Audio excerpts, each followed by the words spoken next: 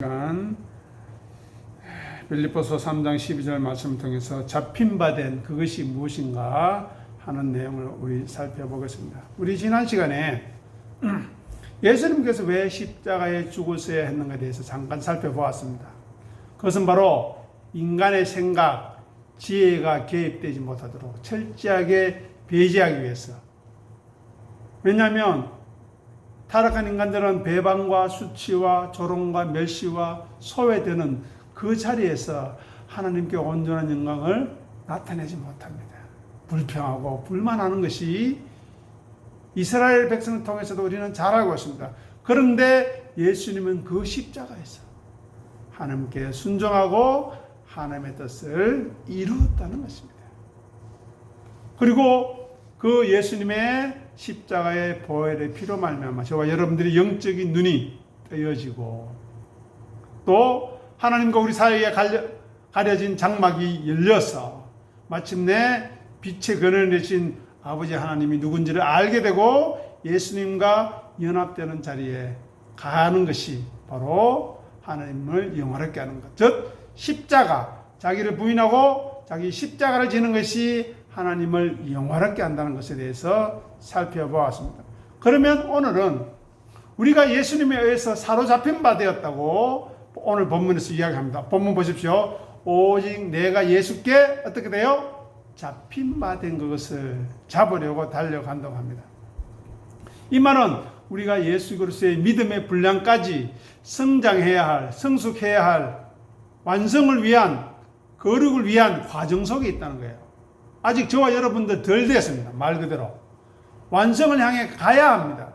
그러니 아무라도 우리는 섰다고 나는 다 이뤘다고 교만하거나 자만하거나 거만하거나 오만해서는 안 됩니다. 항상 자기를 비우고 낮춰서 우리를 통해 하나님의 은혜와 말씀이 나타날 수 있도록 해야 한다는 것입니다. 그런데 당시 영지주의 교사들을 보면 앞에 보시면서 따라오시기 바랍니다. 이 사람들은 완전한 구원과 영적인 지식에 이미 도달했다고 주장합니다. 자, 영지주의인가 뭔가를 제가 설명드리면서 오늘 본문을 이해해 보겠습니다. 영지주의는 혼합주의 사상입니다. 혼합주의 사상입니다. 그래서 비밀스러운 영적인 지식과 알을 통해서 구원에 이른다고 이 사람들은 주장합니다. 남들 모르는 우리만 아는 영적인 지식에 이르게 된다고 이야기합니다. 그리고 이들은 영과 물질을 극단적으로 분리합니다. 영은 선한 것, 그리고 신성한 것이고 물질은 악하고 타락되었다는 것입니다. 완전하게 구분을 합니다. 그래서 물질 세계는 악한 감옥이라고 생각하는 거예요.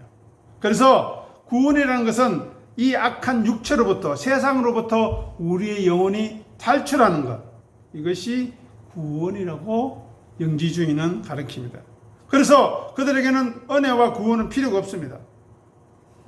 단지 그들에게는 특별한 영적인 지식을 통해서 구원이 가능하다고 합니다. 그러면 지금 우리의 육체는 무슨 의미입니까?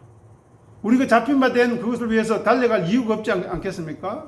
그런데 성경은 전혀 다르게 이야기하고 있다는 것입니다. 오늘 본문을 보면 뭐라고 이야기합니까? 잡힌 바 되었다 했습니다. 자, 쉽게 설명해 드리겠습니다. 연금술사가 있습니다. 연금이라 하는 것은 금속을 다루는 사람입니다. 그런데 연금술사 앞에 수많은 돌멩이가 있습니다. 그 중에서 어떤 특정한 원석, 돌을 선택합니다. 연금술사가 그것을 강력하게 붙드는 순간 거기에서부터 변화와 거듭남은 출발하고 시작하는 것이죠. 그래서 돌 스스로가 자신을 선택할 수 없죠. 또 돌 자체가 자기를 연단해서 빛나게 할 수 없습니다. 그죠? 연금술사라는 손길을 통해서 주권적인 선택과 의지가 먼저 있어야만 변화의 시작이 된다는 것입니다. 마찬가지로 다메섹 도상에서 예수 그리스도의 빛 앞에 쓰러진 바울을 생각해 보십시오. 그는 저항할 수 없는 불가항력적인 은혜의 개입을 경험했습니다. 그러면서 눈이 감겨버렸죠. 마찬가지로 성도된 사람은 하나님의 주권적 부르심에 대한 인식이 있어야 됩니다. 왜 우리가 예배의 자리에 나오게 되었는가? 왜 내가 하나님의 자녀인가? 왜 내가 교회의 직분자로 부름받았는가 하는 하나님의 선택에 대한 깊은 생각이 있어야 합니다. 생각해 보십시오. 사도 바울이 스스로 하나님을 찾아났습니까? 나섰습니까? 아니죠. 성도들을 죽이려고, 교회를 말살하려고 나섰습니다. 세상 속에서 자기 생각과 고집을 이루려고, 피우려고 이리저리 헤맸던 것입니다. 그런데 그를 붙잡아서 작업장으로 예수님이 옮겨가시죠. 그래서 오늘 본문 보시면 바울은 뭐라고 이야기합니까? 잡힌 바 되었는데 나도 그것을 잡으려고 달려간다. 잡으려고. 먼저 예수님의 손길에 의해서 붙잡힌 것을 알아야 되고, 그 붙잡힌 것이 무엇인지 알려고 거룩에 대한 갈망, 갈급함이 있어야 됩니다. 새롭게 거듭나게 해달라고 기도하는 연단의 과정이 있어야 된다는 것입니다. 하나님의 부르심에 대한 능동적인 응답이 있어야 된다는 것이죠. 예, 어차피 참고하시면서 따라오시기 바랍니다. 능동적인 응답이 있어야 된다는 거예요. 자, 다음에는 뭐라고 이야기합니까? 달려간다고요. 달려간다. 이것은 무슨 말입니까? 편안한 길이 아니라는 겁니다. 고난과 환난이 필수적 과정으로 요구된다는 것입니다. 달려가는 게 얼마나 힘듭니까? 한번 생각해 보세요. 한번 뛰면 멈출 수가 없어요. 그 다른 박질을 해야 한다 하면 얼마나 어렵겠습니까? 그래서 우리는 영혼의 불순물을 제거하고 불필요한 부분이 깎여져 가야 되는데, 제가 재밌는 그림을 한번 그려보겠습니다. 잘 보시기 바랍니다. 우리는 먼저 이렇게 모아놨죠. 이렇게 모아놨습니다. 세모처럼. 너무 모아놨습니다. 그런데 말씀으로 다듬어지면 어떻게 될까요? 그 다음에는 이렇게 되면 이 정도 됩니다. 네모. 세모보다는 좀 낫죠. 그런데 세상에서는 둥글뭉실하게 살라고 이야기합니다. 세상에서는 이렇게. 그죠? 이 정도만 해도 인격이 원만하고 괜찮습니다. 그러나 성경은 요것만 요구하는 것이 아니고 한 단계를 더 요구합니다. 보십시오. 재미있는 것. 우리가 잘 아는 거죠. 이게 무엇입니까? 이것은 나는 남에게 피해 안 주고 서로 좋게 살아야지. 근데 이것은 뭡니까? 내 것을 주어도, 내 것을 베풀어도 넉넉한 은혜의 사람이죠. 이거는 도 닦는 사람, 그죠? 도덕과 윤리적으로 막 자기를 다듬어가는 사람이 원형이고, 우리는 사랑의 사람으로, 자기를 부인하고 자기 십자가를 지는 사람으로 살아가야 한다는 것입니다. 그래서 성화의 과정, 영화의 과정에는 뭐가 수반된다고요? 고통이 수반됩니다. 어떤 고통입니까? 자기 부인하는. 죄와 싸워야 됩니다. 죄가 무엇입니까? 자기를 자꾸 드러내는 겁니다. 자기를. 그리고 세상의 가치관을 버려야 돼요. 예전에는 돈 좀 있으면 좀 살 것 같고, 그죠?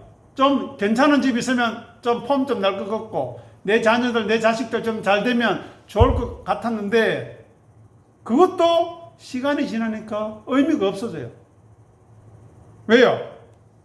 단순히 편안함에 안주해서는 안 되기 때문에, 믿음이 있기 때문에, 우리가 가야 할 본향이 있기 때문에 그렇습니다. 그래서 우리는 나그네로서, 이방인으로서, 외국인으로서, 비록 여기에서는 환영받지 못하지만 하나님의 거룩에 참여하기 위해서 기꺼이 대가를 치르려고 해야 한다는 거예요. 기꺼이. 그죠?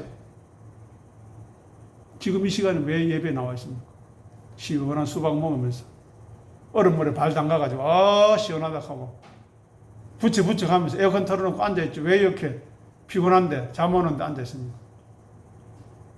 우리는 하나님의 말씀이 왜 중요한지를 알기 때문에 여기 와 있는 것입니다. 그래서 바울은 이야기합니다. 이미 얻었다 함도 아니라 완성이 안 됐다는 겁니다. 아직 나는 미완성이다. 그러니 자기의 실존을 이해한 사람은 어떻게 합니까? 겸허한 자리로, 겸손한 자리로 내려가는 것입니다. 예수님이 말씀하시죠. 나는 온유하고 겸손하니 내게 와서 배우라. 제발 좀 겸손해라. 제발 좀 비워라. 제발 좀 낮추어라. 나와 함께 가려면. 예수님과 함께 멍에를 매려면 겸손과 온유의 멍에를 져야 된다는 거예요. 억울함이 아니라 감사와 기쁨으로 져야 한다는 것입니다. 여전히 우리는 어떻습니까? 연금술사의 손길이 더 필요합니다.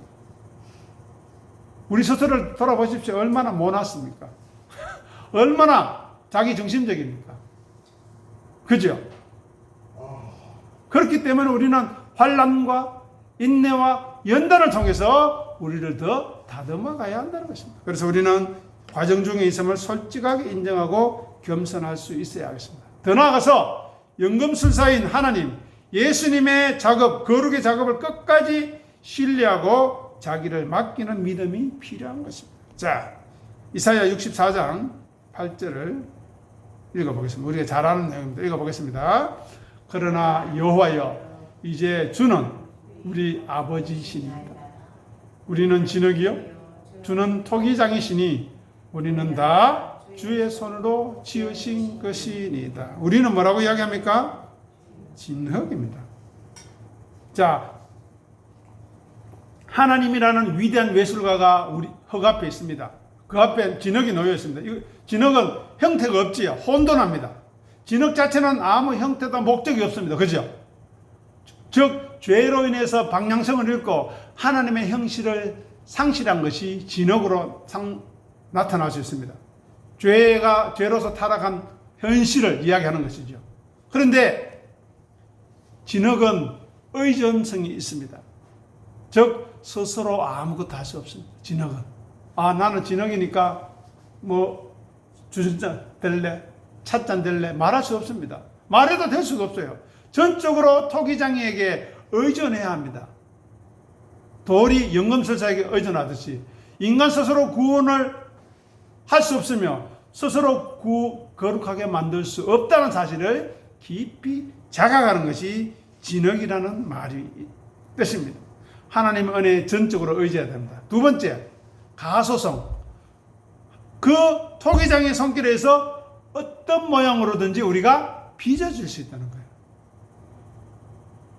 하나님 앞에 우리가 자기 비움과 자기 겸손으로 드려질 때 우리는 새롭게 빚어지시는 것입니다. 지금 우리의 모습이, 내 모양이 내 마음에 안 들고 또 하나님의 거룩에 많이 미치지 못하지만 우리가 우리를 구원하시고 우리를 사랑하고 계시고 우리를 지키시고 인도하시는 그 손길을 믿을 때, 의지할 때 우리는 우리가 생각하는 그 이상으로 거룩함과 존귀함으로 변화받을 수 있다는 것입니다. 그것은 우리의 지혜와 우리의 경험과 우리의 능력이 아니라 우리에게 주신 은혜가 무엇인지, 우리에게 주신 하나님의 믿음이 무엇인지를 조금씩 더 알아갈 때 우리 주 예수 그리스도의 하나님, 영광의 아버지께서 지혜와 계시의 영을 주사 하나님을 어떻게 해요? 알게 하시고, 예수 그리스도의 십자가의 은혜를 알게 하시고, 진리의 성령님의 도우심과 위로하심과 인도하심과 상담하심의 은혜를 알게 해달라는 것입니다. 그러니 우리가 하나님 앞에 자신을 온전히 드려질 때 새롭게 빚어지게 되는 것이고, 또 이미 하나님께서는 우리를 어떤 그릇으로 만들지 마음에 품고 있다는 것입니다. 그것을 감사함으로 받아들여야 합니다. 단순히 금그릇으로 쓰이고 질그릇으로 쓰이고 그런 차원이 아닙니다. 저와 여러분들은 하나님의 자녀로 거듭나기 위해서, 하나님의 영광에 참여하기 위해서 지금 준비되어져 가는 부부관계 속에서, 이웃관계 속에서, 가족관계 속에서 이리 치이고 저리 치이면서 우리 스스로의 본 모습이 얼마나 초라한지, 얼마나 더럽고 추한지를 알아가면서 내가 왜 하나님의 은혜가 필요한지, 왜 남편이신 하나님이 필요한지, 왜 신랑이신 예수 그리스도 어린 양이신 그분이 필요한지를 알아가는 것입니다. 자, 연상되는 그림이 하나 있는데요. 제가 준비를 했는데 한번 보여드리겠습니다. 예. 뭔가 하면은 저거를 빚는 모양입니다. 이거 한번 보십시오. 예. 아이가 빚기 전에는 이렇습니다. 어떻게 될지 모르죠. 예? 어떻게 될지 모릅니다. 그런데 이렇게 조금씩 변화되죠. 그리고 이렇게 보십시오. 변화되어가는. 처음에는 어떤 그릇을 만들지 알 수가 없어요. 빚는 사람의 손길에 의해서 달라지는 것입니다. 자, 그러면 이것을 보시면서 한번 생각해 보시기 바랍니다. 토기장이 물레 위에, 물레는 무엇입니까? 이 토기장의 물레는 우리의 인생, 환경, 우리의 상황이 있을 수 있습니다. 그죠? 두 번째, 그냥 지능만으로 빚을 수 없죠. 거기에 항상 물을 추가합니다. 물을 추가해서, 말씀을 추가해서, 은혜를 추가해서 우리를 부드럽게 하고, 눈을 뜨게 하고, 귀를 열게 해서 하나님의 말씀에 순종하게 만들어 가신다는 것입니다. 그 다음에 어떻게 됩니까? 손으로 눌러야 되죠. 눌러야 구멍이 날 것 아닙니까? 이렇게 구멍이 나는데, 구멍이 나야 되는데 그것은 무엇입니까? 시련과 연단과 연습과 징계로 우리를 올바르게 해 나가는 것입니다. 자, 여기 와서 다시 제가 내용을 쉽게 이해하시는 마지막으로 읽어드리겠습니다. 이렇게 토기장의 물레, 마지막으로 불가마죠. 불가마에 넣어야 일상생활에 쓸 수 있는 그릇이 되지 않겠습니까? 그것은 무슨 말입니까? 더 단단하고 하나님의 뜻에 쓸모있게 만들기 위해서 극심한 고난과 연단이 필요하다는 것입니다. 누구나 다 욥이 될 수 없습니다. 누구나 다 다니엘이나 요셉이 될 수 없어요. 하지만 저와 여러분들은 부르심을 받은 그 자리에서 자기 부인과 자기 십자가를 지고 우리의 삶을 믿음으로 걸어갈 때 하나님이 우리를 하나님의 사람으로 조금씩 빚어 가신다. 그 손길을 느끼면서 감사할 수 있어요. 우리가 예전에 보던 하나님의 말씀이 다르게 보입니다. 예전에는 그냥 스쳐 지나갔는데 그 한마디 한마디가 나를 새롭게 하고 은혜롭게 하고 감사하게 하고 기쁘게 하고 마음과 생각을 하나님의 평강으로 지켜주시는 그 은혜를 경험하게 된다는 것입니다. 그러면 이제 정리하겠습니다. 오늘 본문 보십시오. 3장 12절. 내가 예수 그리스도께 잡힌 바 된 것이 무엇인가를 알아야 되겠죠. 그리고 그것을 알았다면 그것을 잡으려고 달려가야 합니다. 느긋하게 알아서 하시겠지. 아닙니다. 수고하고 애써야 돼요. 이야기했잖아요. 부지런하여 게으르지 말고 열심을 품고 어떻게 하나요? 주를 섬기라. 그러면서 앞에 보시죠. 내가 이미 이뤘다, 얻었다, 내가 다 가졌다 함도 아니요. 나는 아직 은혜가 필요하다는 겁니다. 두 번째 뭡니까? 온전히 이루었다 함도 아니라 나는 이제 더 이상 말씀 들을 필요도 없고 하나님의 은혜가 필요 없어. 나는 이제 완성되었어 라고 할 수 없는 과정 속에 있다. 한번 생각해 보시죠. 우리가 예수 그리스도의 믿음의 분량까지 자라가려면 몇 년이 필요하겠습니까? 이 생이 다 되겠습니까? 그런데 왜 교만합니까? 왜 그렇게 목이 뻣뻣합니까? 더 낮아지고 더 부드러워져서 우리를 통해서 하나님의 은혜가 나타나십니다. 그러려면 어떻게 됩니까? 우리가 부정되어야 되죠. 낮은 자리에 있어야 되죠. 자기를 비운 자리에 있어야 되죠. 자기를 높이고 채운 자리에 자기 영광만 있지 거기 무슨 하나님의 영광이 있습니까? 보십시오. 내가 이루었다 이미 얻었다 함도 아니요. 12절 온전히 이루었다 함도 아니라 오직 내가 그리스도 예수께 잡힌 바 된 그것을 잡으려고 달려가노라. 13절 보십시오. 형제들아 사랑하는 자들아 나는 아직 내가 잡은 줄로 여기지 아니한다. 다 이뤘다고 생각하지 않는다. 오직 한 가지 일 뭐지요? 뒤에 있는 것을 잊어버리고 이제까지 내가 믿음으로 살아왔던 것, 내가 수고하고 애썼던 모든 것을 잊어버리고 앞에 있는 것을 잡으려고 14절 표대를 향하여 그래서 예수 안에서 하나님이 위에서 부르신 부름의 상 뭡니까? 나의 거룩을 다 이루어라. 자기 부인과 자기 십자가를 짐으로 예수님을 섬기고 따름으로 예수님과 하나가 되어라 라는 그 표대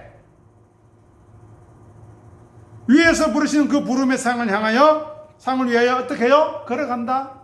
눕는다? 아니죠. 달려간다. 힘쓰고 애쓴다. 단순히 막 몸으로 막 한다는 건 차원이 아닙니다. 그런 것도 포함하면서 언제든지 하늘 계신 우리 아빠 아버지 우리 주 예수 그리스도의 하나님 영광의 아버지의 이름이 거룩하게 여김받으셨도록 하나님의 나라 하나님의 통치 하나님의 말씀을 정정하여 마음을 다하여 간절한 마음으로 받아들이고 그 말씀을 내가 어떻게 실천하며 살아갈 수 있을까? 형제를 사랑하며 살아갈 수 있을까? 서로 우애하며 서로 존경하기를 먼저 할 수 있을까? 라고 힘을 쓰는 것이죠. 그렇게 달려가야. 그리하여 아브라함과 모세가 그래 했던 것처럼 우리의 삶을 다 마치고 주님 앞에 서는 그날 착하고 충성된 종아 네가 작은 일에 충성하였어요. 작은 일이 뭡니까? 이 땅에서 자기 부인과 자기 십자가의 삶을 사는 거예요. 그 작은 일에 충성하였으니 내 주인의 영광에 참여하라. 그 기이한 고백을 우리 모두가 예배에 참석한 우리 모두가 이 말씀을 듣는 우리 모두가 들을 수 있게 되기를 간절히 소원합니다. 기도하겠습니다. 아버지 하나님 은혜를 감사합니다. 우리는 예수께 잡힌 바 된 그것을 잡으려고 달려갈 수 있도록 부지런하여 열심을 품고 게으르지 않고 주를 섬길 수 있도록 역사하시며 인도하여 주시옵소서. 먼저 우리를 붙잡으시는 하나님의 손길이 무엇인지 깨닫게 하여 주시옵소서. 그 은혜와 그 사랑이 어떠한 것인지를 알게 하여 주시옵소서. 그 다음에 그것을 잡으려고 쉼없이 선한 싸움을 하며 달려갈 수 있도록 주여 역사하시고 인도하여 주시옵소서. 안타깝게도 우리는 이 땅의 삶을 사는데도 피곤하고 지쳐 있습니다. 거치는 날씨와 혹한의 기후 때문에 하루하루 살아가기가 결코 쉽지 않습니다. 또 우리 육신의 고통과 아픔 때문에도 또 인간관계 속에서 오는 갈등과 눈물 때문에도 믿음의 길 걸어가기 쉽지 않습니다. 그럼에도 불구하고 지금까지 우리를 사랑해 주시고 지금까지 우리를 붙들어 주시고 지금까지 우리를 지켜주신 하나님의 손길을 의지하고 바라보며 나아가겠사오니 달려가겠사오니 역사하여 주시옵시고 말씀하여 주시옵소서. 위로하여 주심으로 지치지 않고 독수리 날개침같이 올라가는 놀라운 믿음의 역사가 말씀의 역사가 진리의 성령님의 역사가 하나님의 말씀이 왕성해지는 역사가 우리의 삶 가운데 우리 가운데 있게 역사하시어서 하나님의 하나님 되심을 나타내시고 이 역사를 보기 위하여 달려오는 기이한 믿음의 심령들 이름 부르시고 함께 예배하게 하시옵소서. 감사하며 우리 주님 예수 이름으로 간절히 기도드립니다. 아멘.